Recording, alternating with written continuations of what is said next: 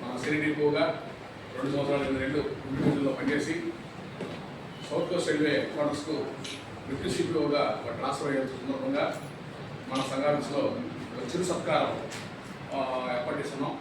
దానికి మరి అంగీకరించి మరి ఆహ్వానం అందించి మరి మన దగ్గర వచ్చినందుకు ముందుగా మన షాబాద్ అనూర్ సార్ని మరి నమస్కారం.